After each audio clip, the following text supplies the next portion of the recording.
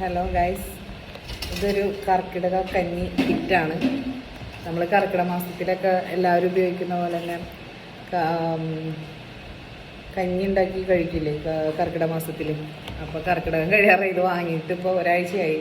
വെക്കാൻ നേരം കിട്ടിയില്ല, അതുകൊണ്ട് ഇപ്പോഴാണ് അതൊന്നും എടുത്ത് വെക്കുന്നത്.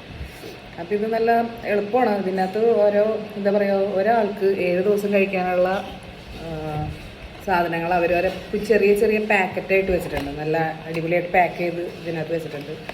അപ്പോൾ നമ്മളത് ഇതിനകത്തുള്ള സാധനങ്ങൾ ഇതിൽ ഉപയോഗക്രമം ഇത് കറക്റ്റായിട്ട് ഇതിനകത്ത് പറഞ്ഞിട്ടുണ്ട്. ഞാവരയരി ഒരു പാക്കറ്റ് ഉണ്ട്, അതുപോലെ തന്നെ ഉലുവ, പിന്നെ ആശാളി.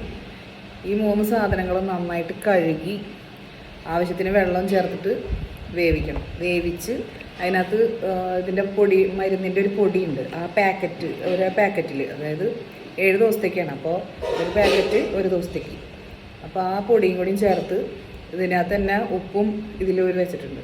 ആ ഉപ്പും ചേർത്ത് ആവശ്യത്തിന് തിളപ്പിച്ച് നല്ല രീതിയിൽ അതായത് വെന്ത സാധനത്തിൽ, അതായത് തേങ്ങ ചിരകിയതും ചേർത്ത് ചുവന്നുള്ളിയില്ല, നമ്മുടെ ചെറിയ ഉള്ളി നെയ്യിൽ വറുത്ത് ഇതിലേക്ക് ഇടണം. അങ്ങനെ കർക്കിടക കഞ്ഞി ഉണ്ടാക്കിയതാണത്. അപ്പോൾ ആ സാധനം കഞ്ഞിയാണത്, കണ്ടോ. അപ്പോൾ ഇന്നത്തെ വൈകിട്ടത്തെ കഞ്ഞിയാണത്. അപ്പോൾ ഒന്ന് കഴിച്ച് നോക്കാം എങ്ങനെയുണ്ടെന്ന് അറിയാം. ഇതിനകത്ത് മറ്റേ മരുന്നിൻ്റെ പൊടിയൊക്കെ ചേർത്തിട്ടുണ്ട്. അപ്പോൾ അതുകൊണ്ട് അതിൻ്റേതായ ചെറിയൊരു കയ്പൊക്കെ കാണാതിരിക്കുന്നു വിചാരിക്കുന്നു, എനിക്കറിയില്ല, ഞാൻ ഓർക്കുന്നില്ല. അതൊന്ന് കഴിച്ച് നോക്കട്ടെ, എന്നിട്ട് പറയാം.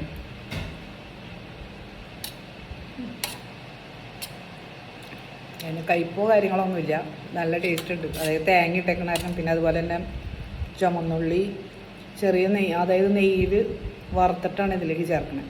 അപ്പോൾ അതിൻ്റെ ഒരു ടേസ്റ്റ് ഉണ്ട്, നല്ലതാണ്. അപ്പോൾ എല്ലാവരും ഒന്ന് കർക്കിടകം കഴിയാറായി, അപ്പം ഒന്ന് ട്രൈ ചെയ്ത് നോക്കിക്കോ. കർക്കിടക മാസം കഴിയാറായി എന്ന് വിചാരിച്ച് കുഴപ്പമൊന്നുമില്ല. നമുക്ക് അതായത് വർഷത്തിൽ ഒരു പ്രാവശ്യമെങ്കിലും ഈ കഞ്ഞി ഒന്ന് കുടിച്ച് ഒന്ന് ട്രൈ ചെയ്യുന്നത് നല്ലതായിരിക്കും. Okay, by.